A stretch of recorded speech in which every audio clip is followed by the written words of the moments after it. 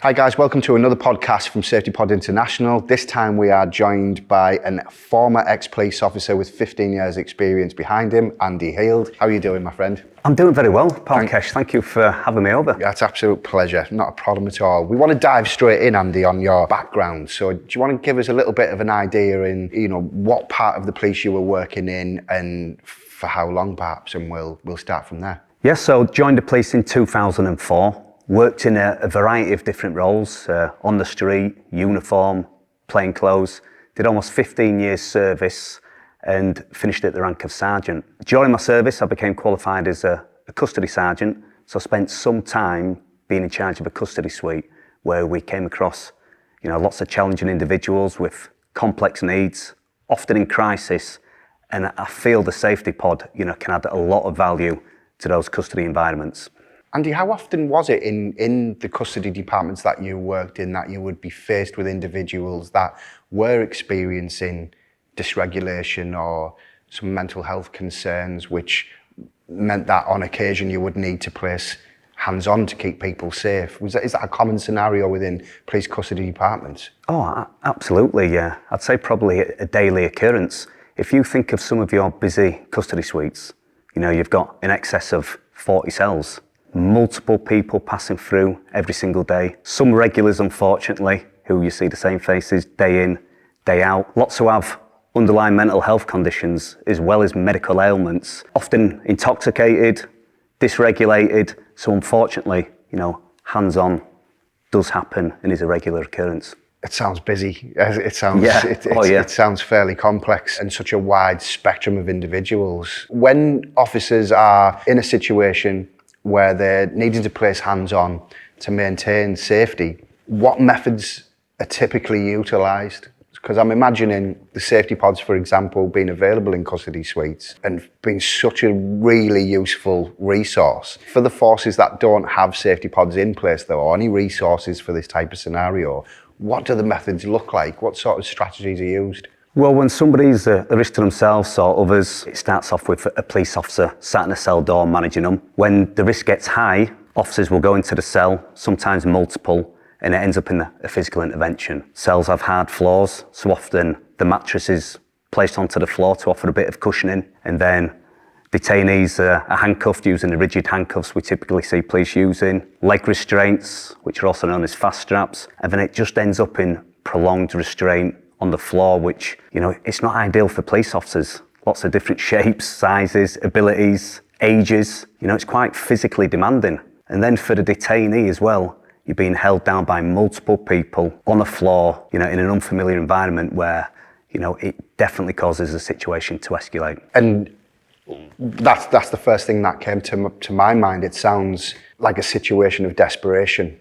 I can envisage some of the individuals, for example, that I've looked after in the past within my healthcare career, and envisage them in a scenario within a police custody department where there's little to no resources to support in this type of scenario. I know you mentioned the mattress, but what we're doing there is improvising and using something that hasn't been designed for that purpose and placing somebody on it to try and improve the circumstances. I suppose this does lead us to the safety pod, because I understand that you first discovered safety pods outside of the policing industry.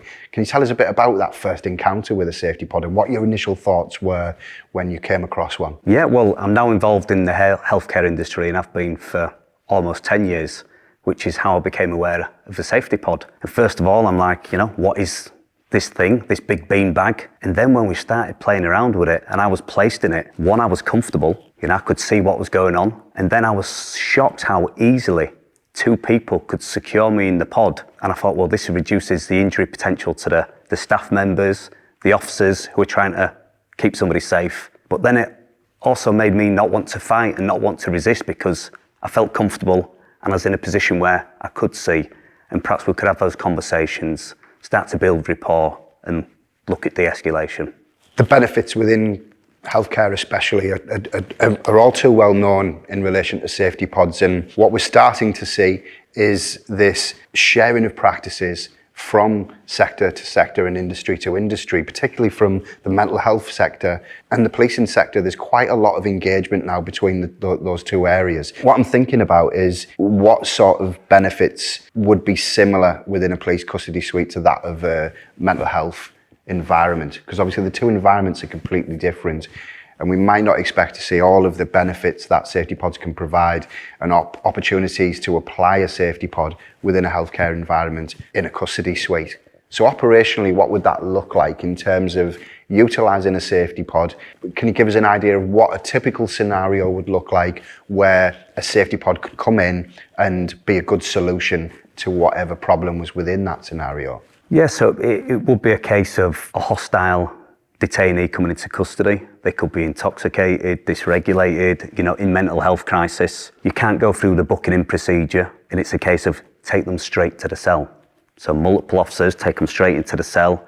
It ends up in a search under restraint, items being removed from them, and if they're offering a lot of physical resistance, officers will remain in the cell if they do present that risk to officers or themselves. So I think with a safety pod could be brought into the cell. The detainee could be sat on the safety pod, and it'd probably only take 2 officers.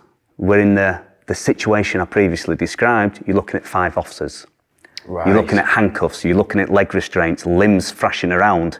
So the injury potential goes up massively to the officers. And then what happens when people get injured? They go off work sick, the staff turnover becomes higher. So there's lots of implications. And then you've got the detainee who's sometimes fighting for their life, they're scared. Well, if we could just place them in the pod, they're in that upright position, they're not being hurt, they can communicate, they can look in somebody's eyes. I just really think it would reduce the amount of time somebody's in restraint and reduce the injury potential to the detainee, but also the police officers. Interesting. So with duration in mind, typically how long would a restraint take place on the ground? So taking the safety pod away, if we didn't have that as an option and we were holding somebody on the ground within a custody department, in your experience, what sort of duration would we be looking at there? Because that's quite a pressurised scenario, quite an uncomfortable situation, and one that's tremendously difficult to actually de-escalate anybody from. How long would we typically expect to see a restraint last in an environment like that? Oh, well, it's so varied. Sometimes there'll be physical intervention for 5-10 minutes, and then officers will remove themselves from the cell, leaving the detainee in. And it's only when they're presenting that serious risk to themselves where officers will remain in. But I've known it go on hours, and I've personally been involved in it. Right. So imagine, trying to hold somebody down who's resisting, legs thrashing around, arms if they can. It's a difficult situation. Yeah, I can imagine that some of the situations are fairly spontaneous and sudden, where people show no antecedents or warning signs, and all of a sudden there's a huge degree of risk where officers respond, react. Now the situation's on the ground. I suppose at that point in time, we can still consider a safety pod by bringing it in and placing it on standby and potentially transferring to it. Do you think this is something that police custody departments should have as a standard from what you've seen? Because we already know police custody departments are using safety pods, and there's some really good results from the custody departments that have shared their experiences with the pods. Do you think this is something that should be in all custody departments in the UK? Absolutely, I think it should be in every custody area, bar none. It's a good tactical option, and we've got all the evidence there to prove the benefits. We've got the mental health industry, all the success stories, all the case studies, the evidence to prove it works. Then we've got the police forces such as West Yorkshire who piloted it and have now implemented it, and the benefits they've had, reducing that restraint on the ground, getting people in that position, reducing trauma, reducing the injury potential for everybody. So I really think it's crucial, and police forces need to take note, because now we know it exists. We can't unknow that information. So I think they need to do the responsible thing and, make it available as a tactical option. It's better to have it and not need it. But I do think they'll start implementing it much more once they know how to use it and they know the benefits. It's certainly something which has taken a lot of time to implement within the healthcare sector. Do you think that's going to be the case within the policing sector, or do you think because of the amount of work that's being done in healthcare, this should expedite that process and get the safety pods positioned into custody departments fairly quickly? Or do you think it's still going to take some time? And if so, what do you think some of the barriers might be? I think it will take time. Culturally, we're the police, your healthcare. There is that gap. You do your job, we'll do ours. And there's always that resistance to change. Using the example of body-worn video cameras, when they were first introduced to the police, so much resistance. But if you were to ask a police officer to go out on the street now without a body-worn video camera, they daren't, because they know it's there to safeguard themselves, but preserve best evidence and also keep them safe. Yeah. So I do think it'll take a little bit of time, but we've got the evidence to back it up. If the police forces who've already started utilising the safety pods can also openly express how useful it's been, I think it will start to happen, but I do think it'll take a little bit of time. Yeah, it's an interesting thing to mention. I think a lot of the concern and worry is around accountability, right? And I think a lot of that worry is there because of the amount of times officers have been in situations where they've needed to improvise to make a situation seemingly safer. However, know what the usual format would look like in reflection from any training they've received. So when something new comes in, like a safety pod, instantaneously there could be that slight concern as to whether or not it is allowed or it is an approved method of looking after people in these types of scenarios. I'm thinking 15 years experience in some fairly high risk scenarios, and I know quite a bit. I've looked into some of the types of situations that you were in on a regular basis, and there's no doubt about it. The positions officers are in on a regular basis, in some cases, are quite frankly petrifying for some people to even imagine. Is there any particular case that stands out where you feel a safety pod would have completely changed the circumstances and prevented something from happening that you feel was preventable with something like a safety pod?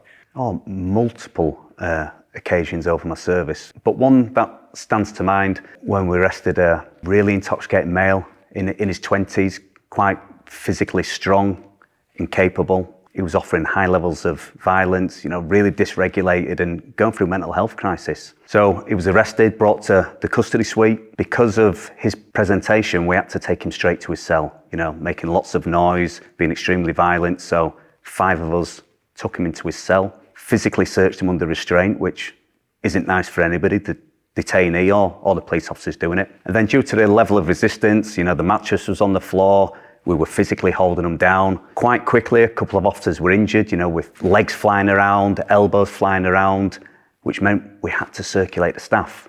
So that's 2 officers gone, which needs replacing with 2 more. The officers were injured, they can't service the jobs out on the street, so then staff resilience really becomes an issue. And this went on for hours. Right. And you're thinking, why is this person resisting?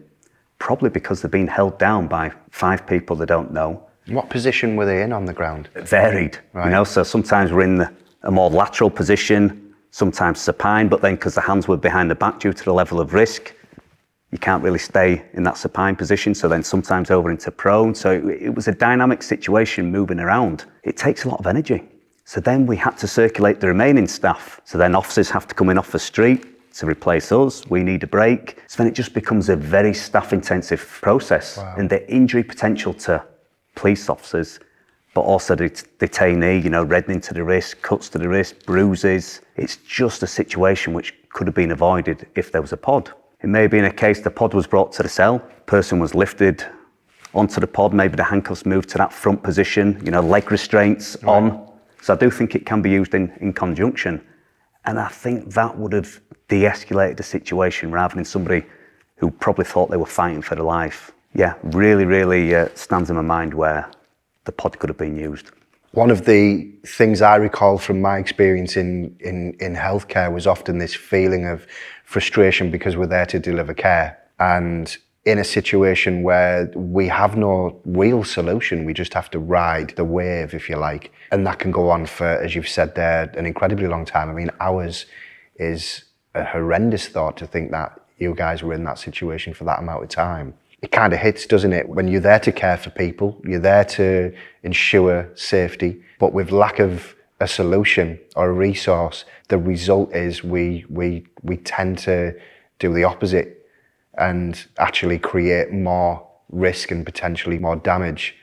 And if we think of individuals that have suffered trauma or neurodivergent individuals that come into the mental health sector, we have to consider these things in practice. Are those things considered within the policing sector, or is it not as common to experience individuals that are coming into those types of departments in that sort of bracket, if you like? There is a lot of crossover between the police and mental health services. Lots of detainees passing through police custody are also passing through the mental health services, but it still is a case of a bit of us and them. We're the police, you're the mental health services. Right. So I do think there potentially is a bit of friction and we could work better together. But I do think police organisations need to be more trauma informed and we need to look at strategies. If we keep doing what we're doing, we're going to get the same results. So, we need to be open-minded. We know about the safety pod and its benefits. So I think police forces need to do the responsible thing and make this available as a tactical option for police officers, particularly in those custody environments. Just going back to the example that you spoke about in relation to the gentleman that was restrained for an incredibly long period of time. You mentioned several pieces of equipment, handcuffs, the leg restraints, I think you referred to as Fast straps. Fast straps. Those are devices that are designed to fix and lock on to an individual to reduce that person's ability to move or subdue that movement, or in some cases completely restrict movement. Those sort of devices are deemed mechanical devices, and once they're applied, a mechanical restraint. The description you gave of a pod coming in and then the individual being transferred to the pod, still using those forms of equipment, is possible. I think a lot of people presume that at that point in time that we would transfer to a safety pod, we would lose the benefit of such things like handcuffs, lose the benefit of such things like fast straps. Is that not necessarily the case then in your experience? No, the safety pod isn't there to replace all these items. It can be used in conjunction with them. If somebody's offering that level of violence, they can remain in the handcuffs, they can remain in the leg restraints and be placed onto the pod. They'd then be in a position where we could talk to them. They're not being squashed. They can see what's going on. So then they're much more likely to start de-escalating. So I really think, and I do know from experience, it can be used in conjunction with them. So it's not saying you can't use your handcuffs, you've got to let them go, because a lot of the time you will want to keep them on because you're scared yourself. You don't want to get a smack in the face. So you want them limbs restricted. And with a bit of time, with de-escalation in the pod, we can look at getting those restraints off in a much quicker period rather than it going on for hours. Which is the point, to ensure that we are manually supporting somebody for the shortest time possible. And when we've got a resource which enhances that individual's ability to see what's happening, listen and hear, the de-escalation, that will no doubt be expressed from the officers who are trying to reduce that duration of time. And without that, I can only imagine on the ground how difficult that is to do. And it's not surprising to hear that some of those restraints are lasting for hours and hours on end. In fact, I think a lot of those situations that do finally draw to an end are doing so not because people are de-escalated, but quite often because people either tire, they're exhausted.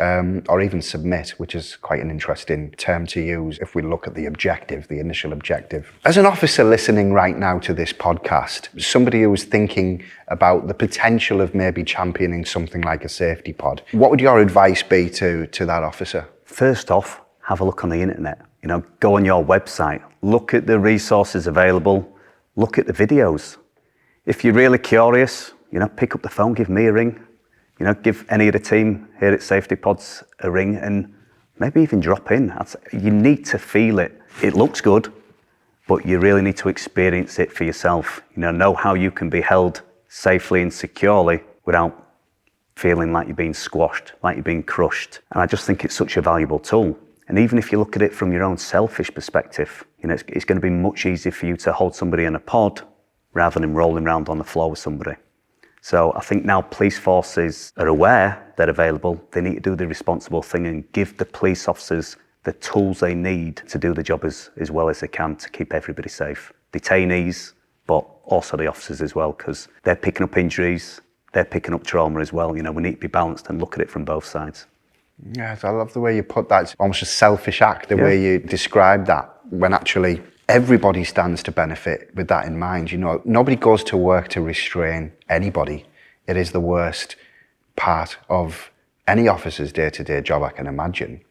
And I don't think there's anything wrong in trying to improve the circumstances for the professionals as well as the people who they're caring for. And if we don't look after our frontline professionals and provide them with resources that can minimise the risk to them, then the result will quite clearly be officers doing what they need to do at any given moment in time.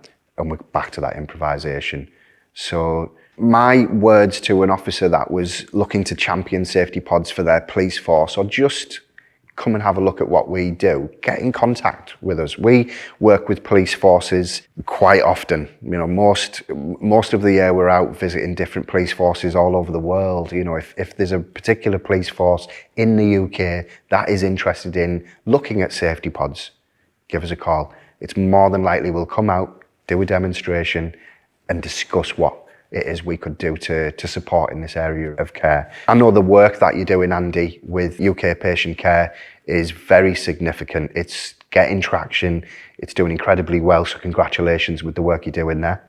Thank you. If you'd like to know more about UK patient care, you can contact Andy directly or even contact our team here at Safety Pod International and we'll point you in the right direction. Thanks again, Andy. It's been great having you, mate. Thank you.